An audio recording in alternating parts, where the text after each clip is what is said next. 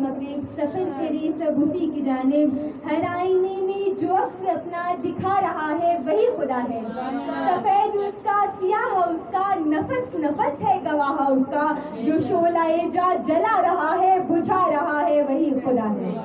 وہ ذات، وہ پروردگار عالم کہ جس کا جتنا شکر ادا کیا جائے کہ اس نے اس فرش سے ہمیں منسلک کر دیا۔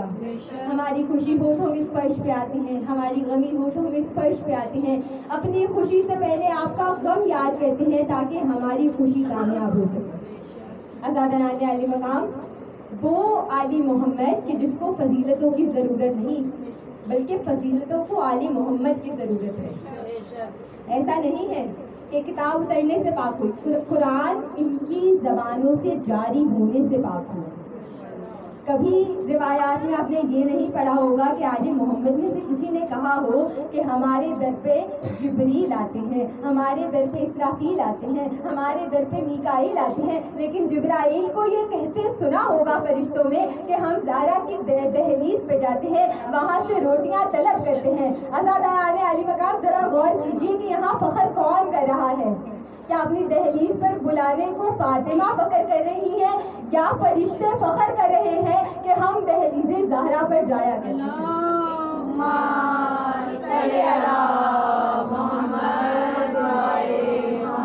عزاداران عالی مقام، عقیدہ مانا جاتا ہے کہ دہلیز فاطمہ عرش الہی سے زیادہ مقدس ہے۔ اگر پریشان نہ ہو تو بتلائیے کیوں؟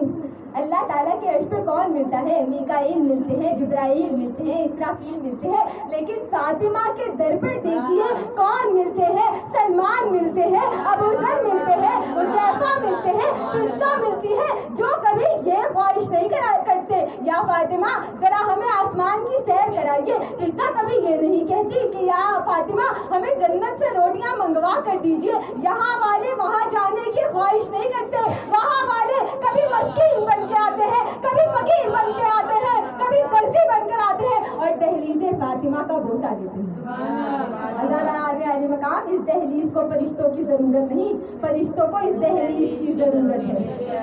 ہم سے پوچھتے ہیں کہ ہم محبت کیوں کرتے ہیں؟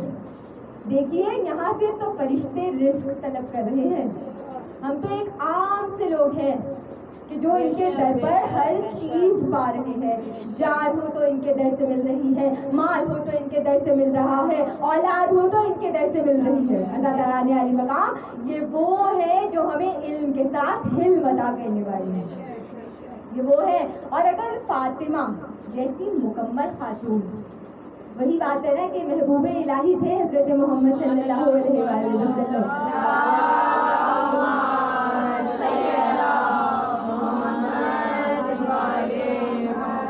اپنے محبوب کو خود سیب کھلایا ہوگا اور پھر نور کو نوری محمد میں ملایا ہوگا، اس نے کونین سراپا شاہکار سراپا دے کر تب کہیں فاطمہ زہرا کو بنایا ہوگا۔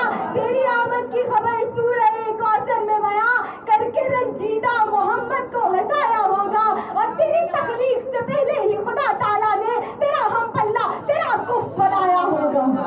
مراد یاد ہے؟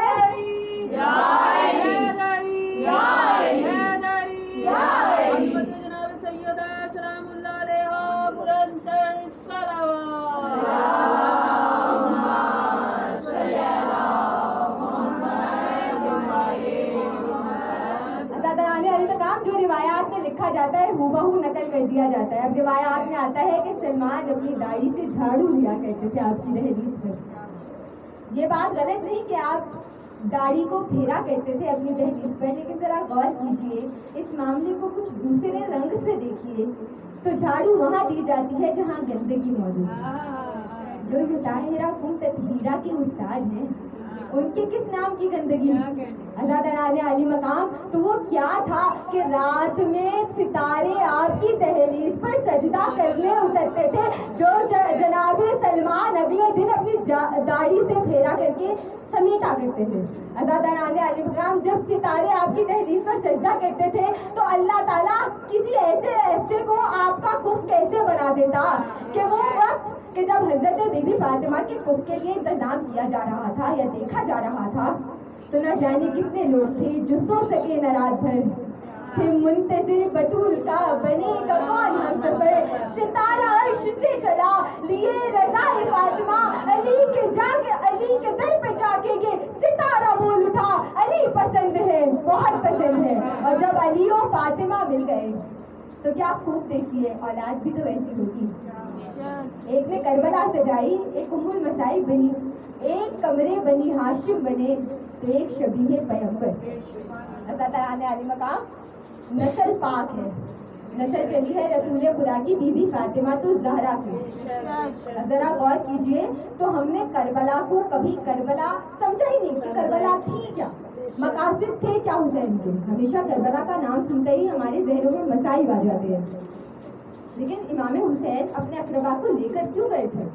جب عالم ارواح میں خدا تعالیٰ نے پوچھا تھا کہ بتاؤ مجھ سے کون عشق کرے گا، اللہ تعالیٰ نے پوچھا تھا کہ مجھ سے کون عشق کرنے والا ہے، تو 1.25 لاکھ انبیاء علیحدہ ہو گئے تھے، یا پروردگار عالم ہم آپ سے عشق کریں گے اور ہم آپ سے وعدہ کرتے ہیں۔ تو خداوند عالم نے فرمایا تھا کہ وعدہ یہاں لے رہا ہوں، امتحان وہاں ہوگا۔ اور اللہ تعالیٰ نے اپنے امتحان کے لیے، عشق کے امتحان کے لیے، جب پہلے نبی حضرت آدم کو اس روئے زمین پہ بھیجا تو کیا دیکھا کہ بیٹا قاتل بن گیا، اب نسل میں عیب ہے۔ خدا تعالیٰ نے کہا کہ آدم تم امتحان نہیں دے سکتے۔ اس کے بعد حضرت نوح آئے، حضرت نوح کی حال میں دیکھا تو بیٹا باقی بن گیا، آپ نے کہا نوح تم امتحان نہیں دے سکتے۔ ادھر یہ سلسلہ چلنا شروع کیا، نوجوان نسل ہے، یہ ذہنوں میں رکھے کہ 3 چیزیں قربان کرنا نا سب سے مشکل چیز ہے، ایک جان، ایک مال اور تیسری اولاد۔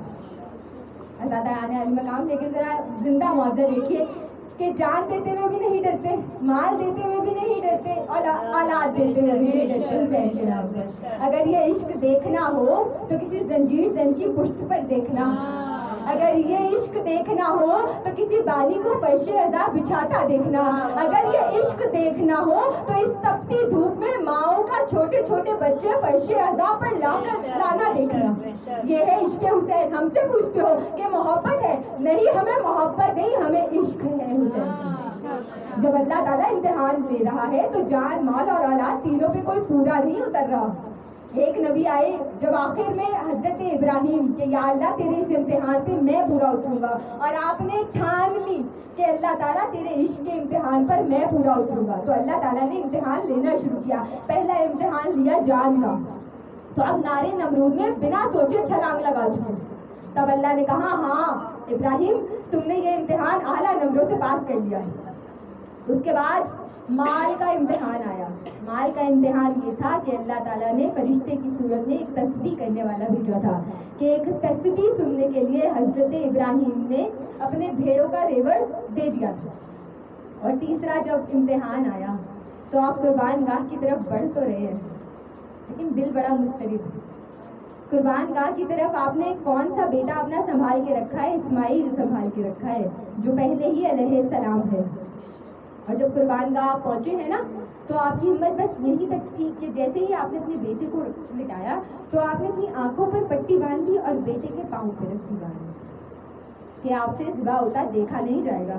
بس آپ نے پٹی باندھ کر آنکھوں پر چھری چلائی، ابلتا ہوا خون جب آپ کے ہاتھوں پر آیا تو فوراً مضطرب ہو کے پٹی کھول دی کہ کہیں میرے بیٹے کو چھری تو نہیں لگ گئی، کہیں یہ ذبح تو نہیں ہو گیا۔ جیسے ہی یہ سوچنا تھا کہ آپ نے دیکھا کہ اسماعیل مسکرا رہے ہیں۔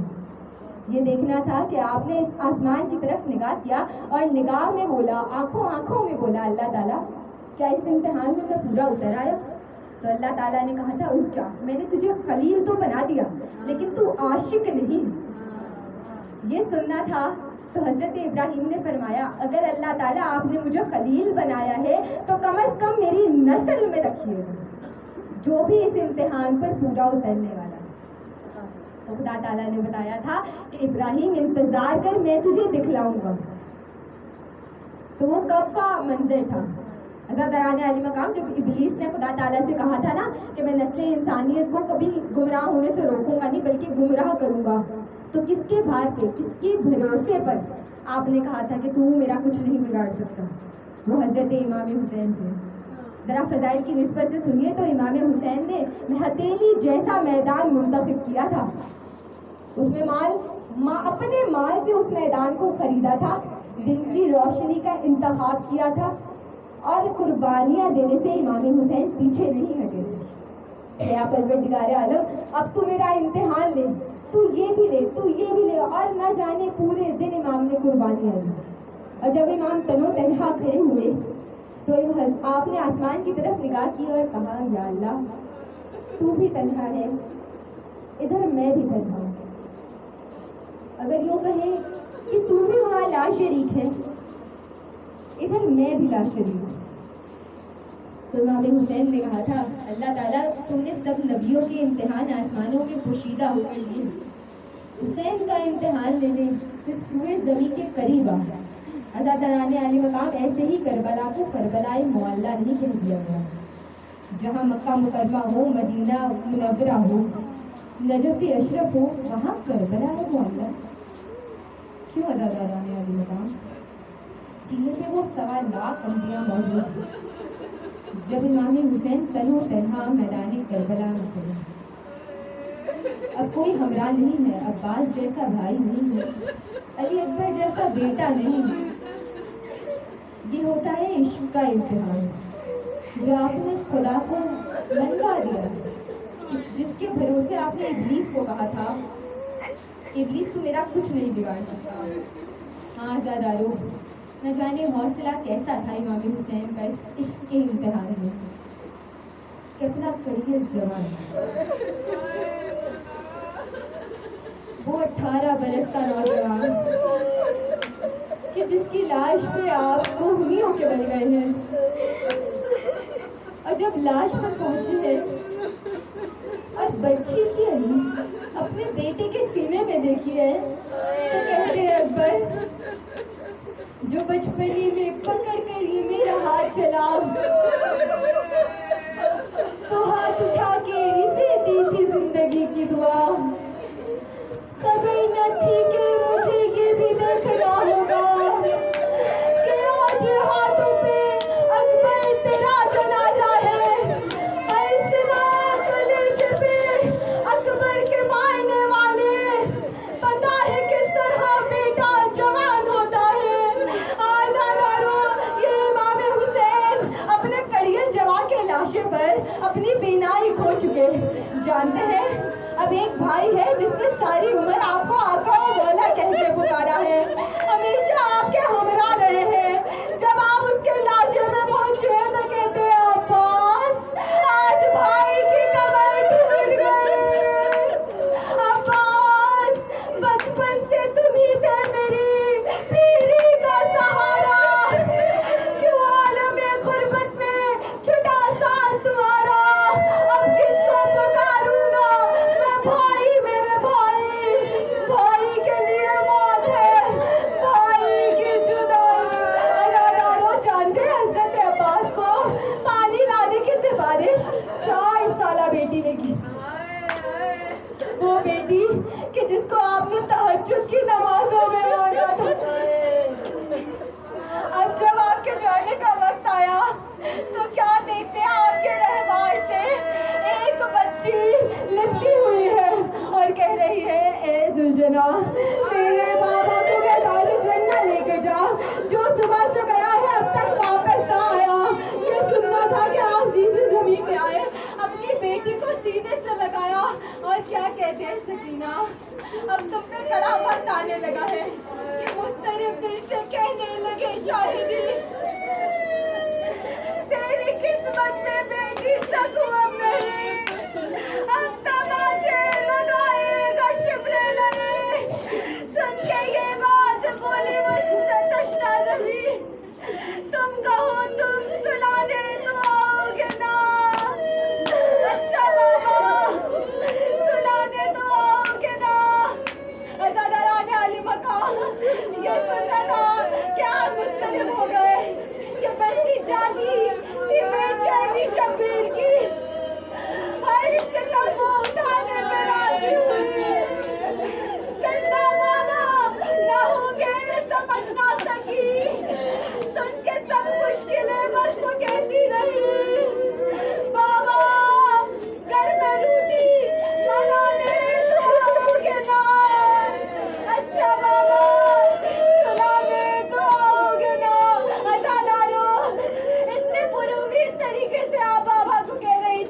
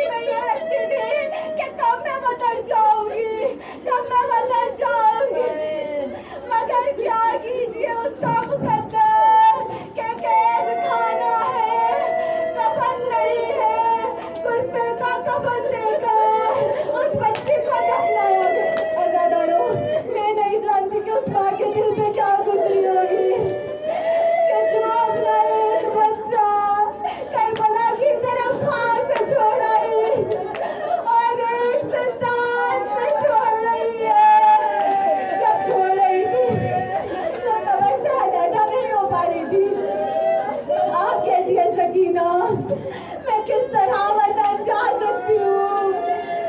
سکینہ جب تبرکات ملیں گے تو مجھے بتلاؤ میں وہ کس کو دوں کہ مل جائے اگر واپس مجھ کو؟ وہ تیری رضا اور گواہ ہے، بابا کی لحد پر رکھ دوں یا سغرا کو تو واپس جا کر، یہ دونوں امانت ہے تیری، بتلا دے کسے پہنچاؤں میں؟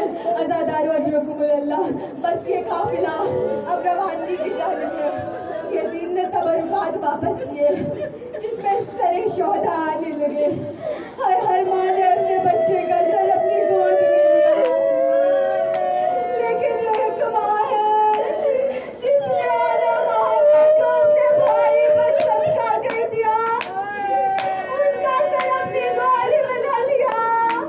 عزادارو وہی بی بی جب مدینے کی جانب گئی ہے نا، تو حضرت سجاد کو داخلی دروازے پہ کہتی ہے، سجاد تم نے میرا بڑا ساتھ دیا، تم کوفہ اور شام گئے، لیکن نانا کی قبر پر زینب خود حال سنائے گی۔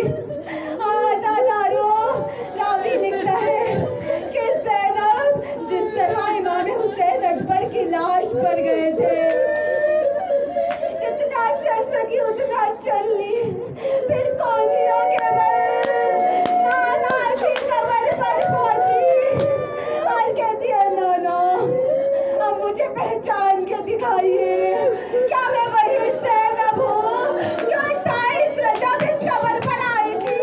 عزادارو آپ نے بیان کرنا شروع کیے، لیکن جیسے ہی آپ نے کرتا امام حسین نکالا، قبر پہ لرزہ آیا کہ جیسے قبر مصائب برداشت نہیں کر پا رہی۔